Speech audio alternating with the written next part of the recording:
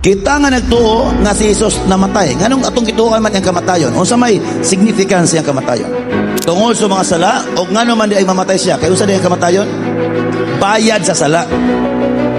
Ang kamatayon ni Kristo is unsa to? Bayad sa imo sa akong sala.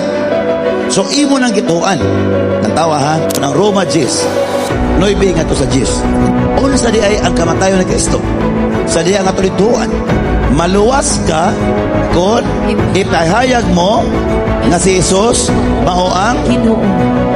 ug sa kinasing-kasing motuo ka nga gibanaw siya Sa Dios. kinasing-kasing. Jis.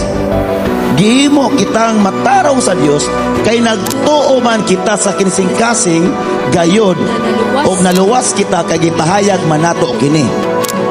Sige pahayag, gisulti gilitok. Mabito ng every time nga magpadawat mo muna kapasuti. Fam, sir, ma'am, sabat sa kukampo. Buhata kinikinsing-kasing kay maunay pag-ampo sa kaluwasan. Di mo sunod ka. Miko, amahan, baka amahan, sa ngalan ni Sos. Sa ngalan ni Sos. Salamat sa imuang gugmang walay paglubad. Ug tungod niini, imong gipadala ang imong buktong anak nga si Ginoong Hesus. Siya nagpakamatay og nabanhaw. Haran ako maluwas. Tama ang paagi sa kaluwasan. Nagtuo kita nga nabanhaw siya. Unang Tesalonica 4:14. Kita nagtuo nga si Jesus namatay. So dapat maunay pagtuo. Di na po pasabot, Lord, jaom ko Ginoo maluwas ko. No. Ili. Lord, salamat Ginoo nga nako sa jaom nga nakabalo ko paagi sa kaluwasan. Nindot na, insakto tama na. Amen. Ha?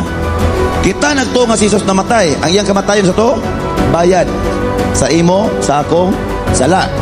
Nabay reliyon gapalansang sa cross? Wala. Instead, kisa may gapalansang ni Kristo, reliyon. Amen.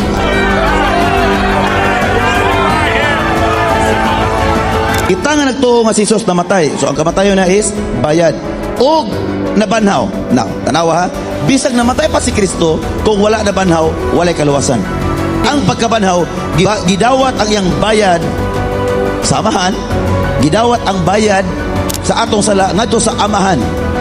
Manang nabanhaw siya. Kung wala siya nabanhaw, walay kaluwasan. Nidawat o misalig ka kaniya o giyatagan kag katungod nga may mong anak sa Dios.